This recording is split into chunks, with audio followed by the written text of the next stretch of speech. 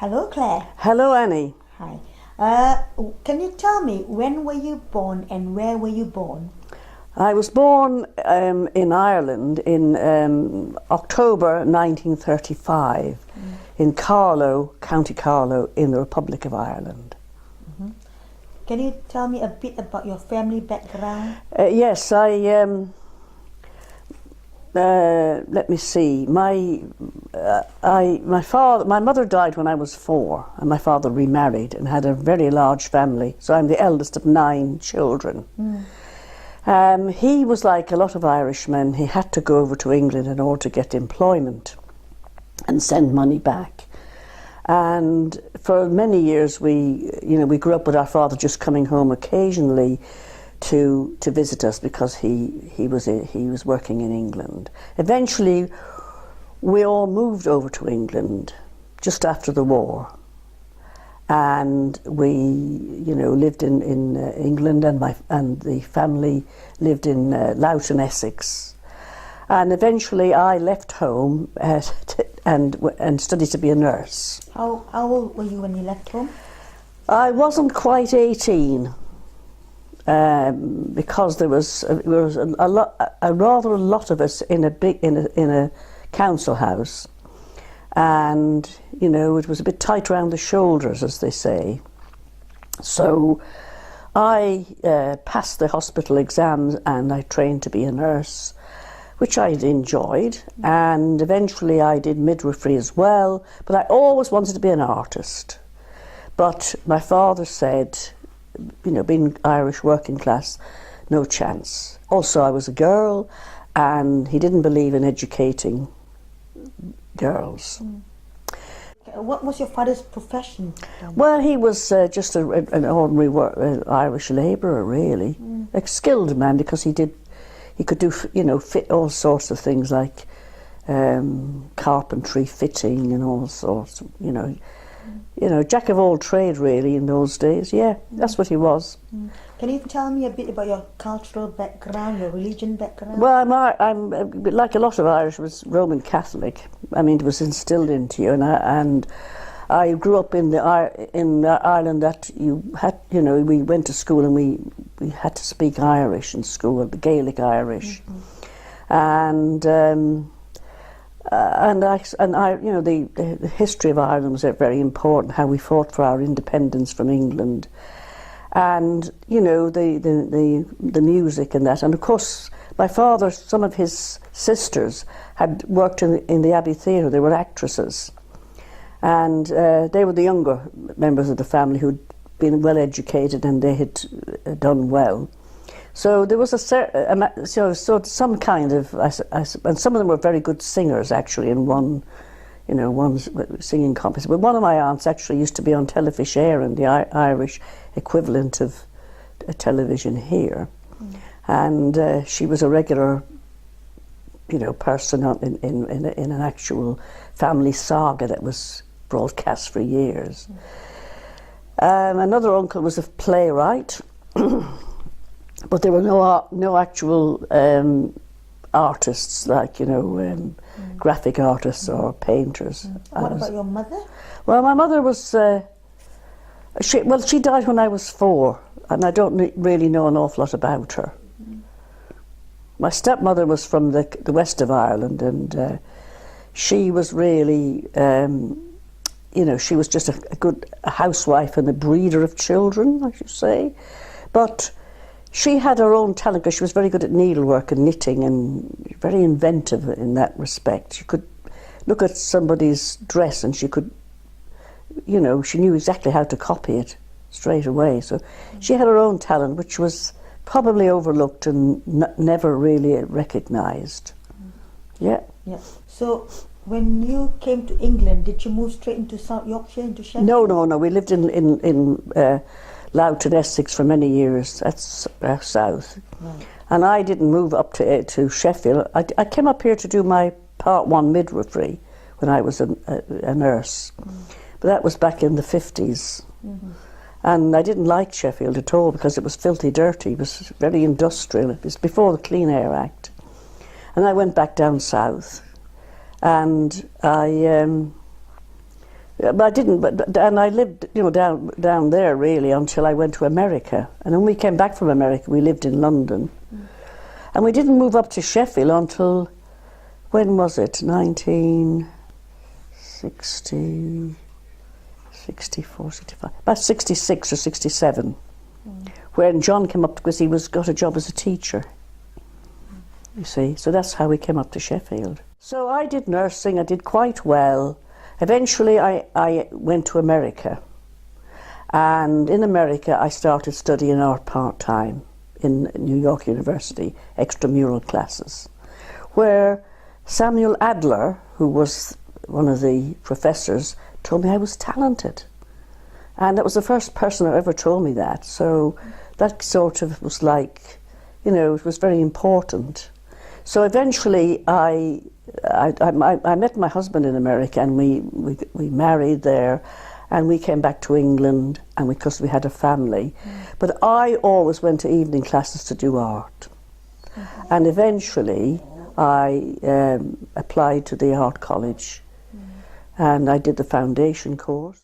Well, I told you about the fact that I had a job to become an artist in the first place, because I came from a different culture that didn't see women as artists, and didn't certainly see their daughters as wanting to have an education. Well, it has changed. I mean, I think going to art college did a lot, though at the time, even then, I don't think the female art students were seen as important as the male art students. But that has changed over time. Now, I found it very difficult because, don't forget, I was a mature student and I had 4 children. And I had to leave the art college in order to get home in time. So when my children came in from school, I was there. So that was a difficulty.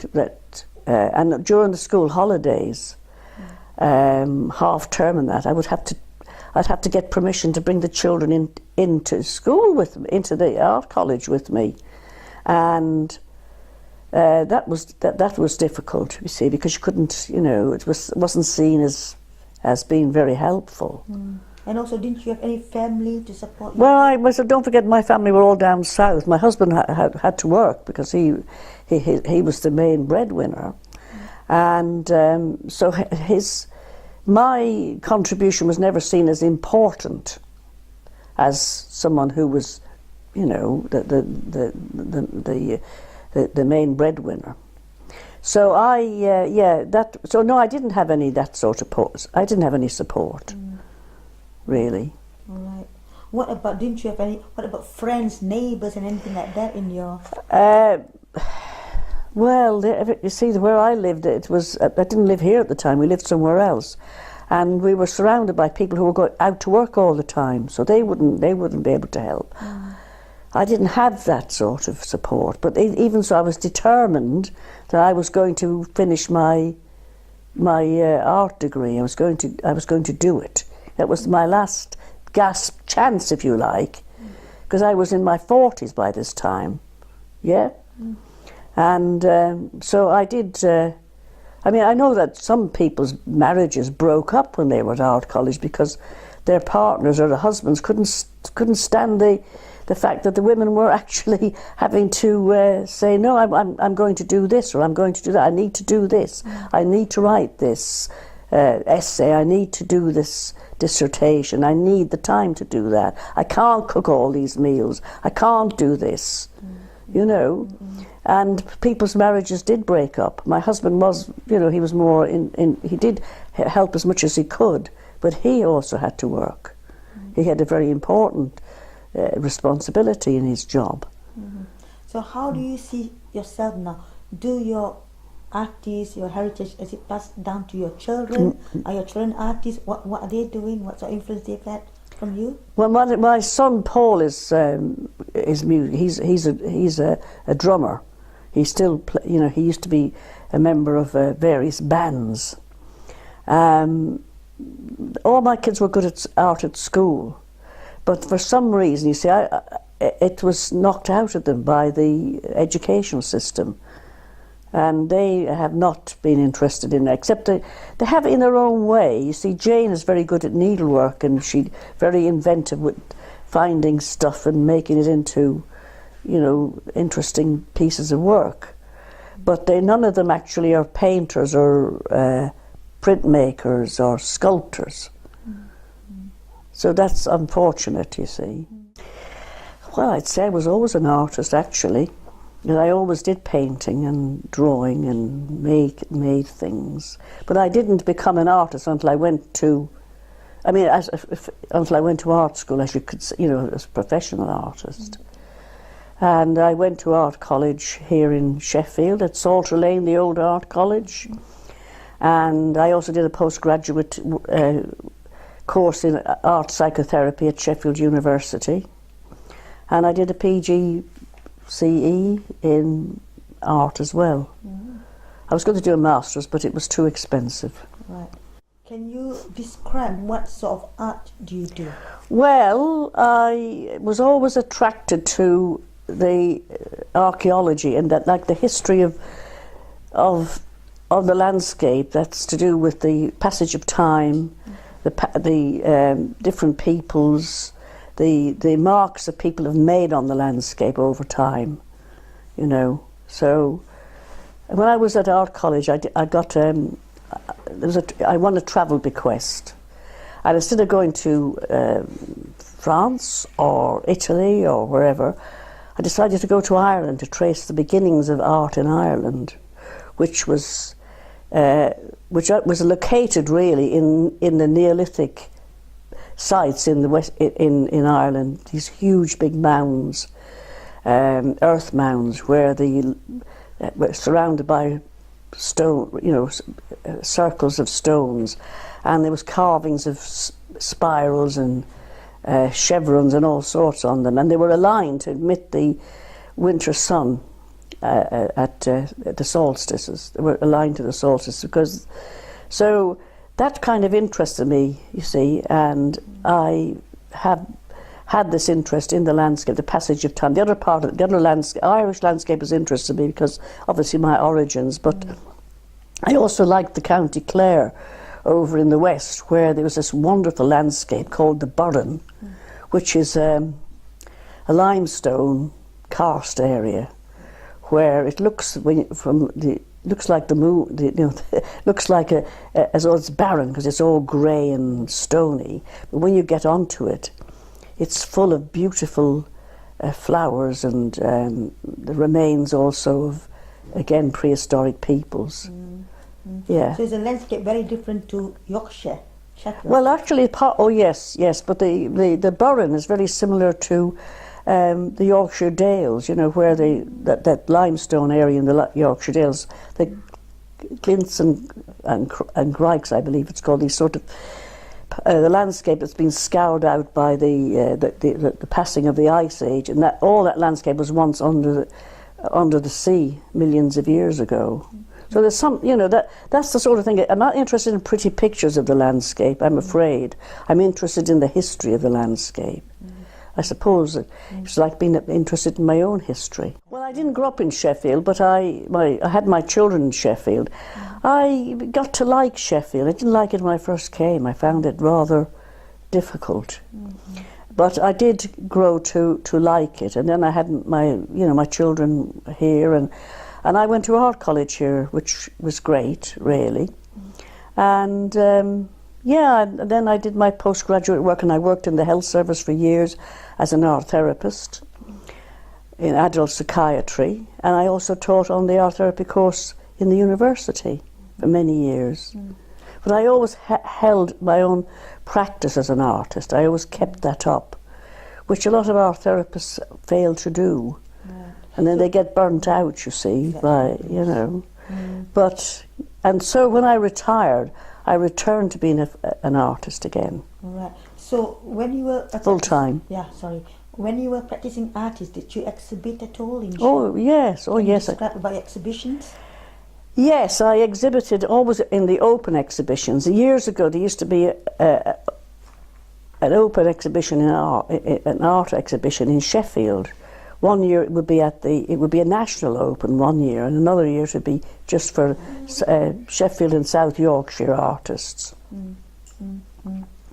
And I always exhibited there. And then when I was at art college, a group of us had an exhibition at the Edward Mayer Gallery, which was it didn't last long, but Edward Mayer was one of the lecturers in the history of art and design and film at Sheffield, and he got his own gallery up, and a small group of us got an exhibition going, you know.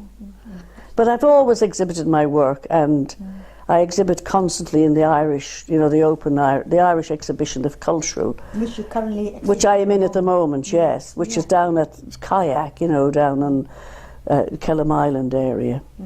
But yes, and I've had exhibitions. I had an exhibition in London. It was called the Irish Artists in Britain. I was a member of those for years, and I exhibited at the Camden, you know. And another time, yeah. I've constantly exhibited my work.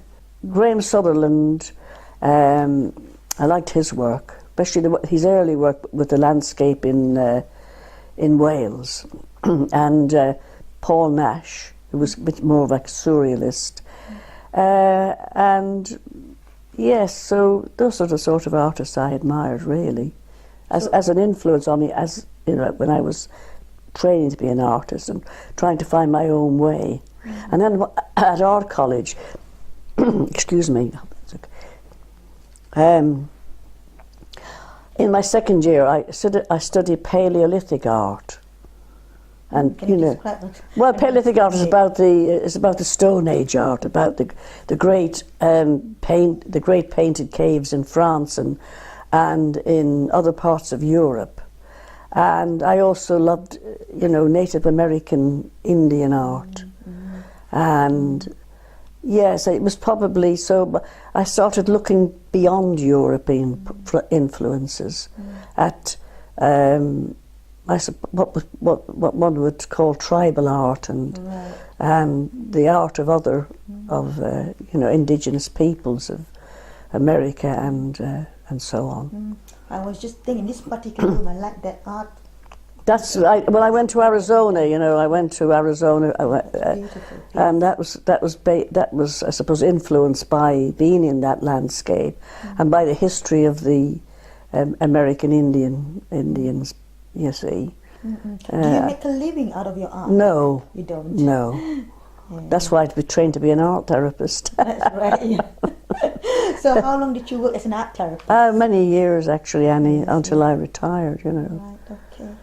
Well, I didn't grow up in Yorkshire. I grew up in Ireland mostly, and down south. But I've been in Yorkshire now since 30 odd years, and I can see changes. I mean, you know, the city, for instance, and we've got the Yorkshire Sculpture Park, and we've now got the Barbara Hepworth Gallery. I mean, these are all Yorkshire art influences, aren't they? And big changes, really. I think the sadness is that I find the city of Sheffield, although it has a lot, you know, lots of good stuff going for it, the very fact that the Graves Art Gallery and the library are actually under threat all the time, particularly the gallery, because of funding.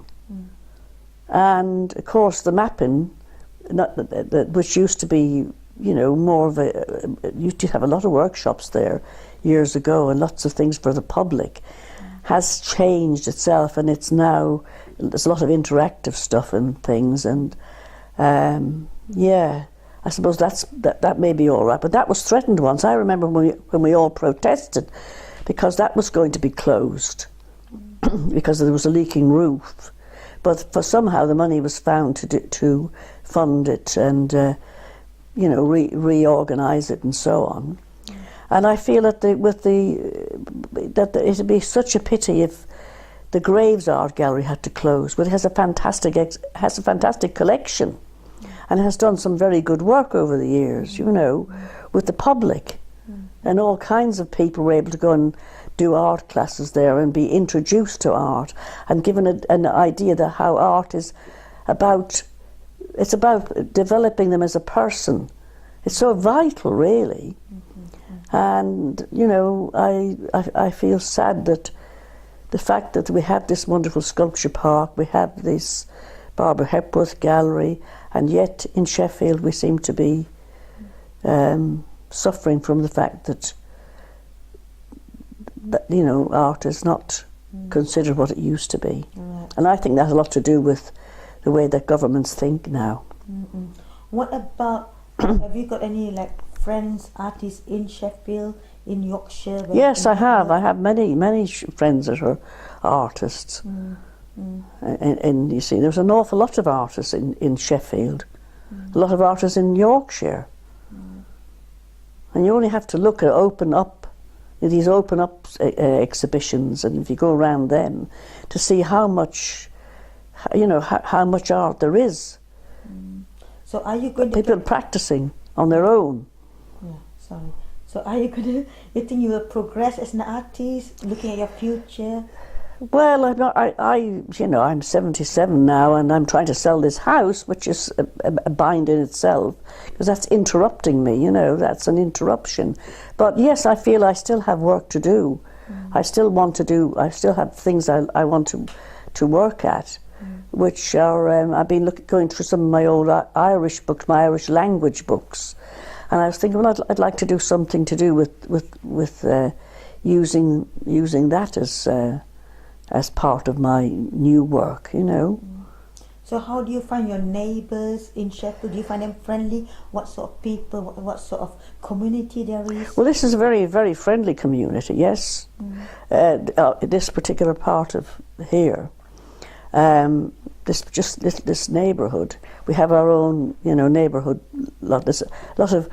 There's a musician who lives at the top of the road, and he started up a local choir just for a few of us, and we meet once a fortnight in the Millennium Hall, and you know, because that's a good thing for people to do, to bring the community together. There's a book group, of course, a lot of people have book groups, but we also have an annual street party, which is another way of bringing people together. So as an Irish heritage, do you find them welcoming to you? Do you find them... Well, I do, but that's a very different picture to what my father experienced when he first came over and had to work here as a young Irishman. I mean, he was subjected to the most terrible racialism. Like, you know, he had to have digs, you know, he had to have lodgings and there'd be notices up, no blacks, Irish or dogs. And, you know, there was all the jokes about the Irish as being thick and stupid and that. So, but that's all changed, you see, because that is no longer. But of course, each new wave of immigrants that have come into this country will experience some of that themselves, won't they? It's to do with, well, it's some, you know, it's to do with ignorance, really, because, you know, but. So no, I don't experience any of that around here. Right, so I'm very much a part. Very much so. Yeah, yeah. That's very good. So I'm just thinking now you're going to sell this house and move to somewhere else. How are you going to feel? Well, I don't want to move out of the neighbourhood, and in fact, if I cannot find somewhere in this neighbourhood, I don't sell my house. Right, that's very nice. Yeah. Well, good luck to you. That's all I can say. Thank you. Thank you very much, Claire, for taking part in this interview.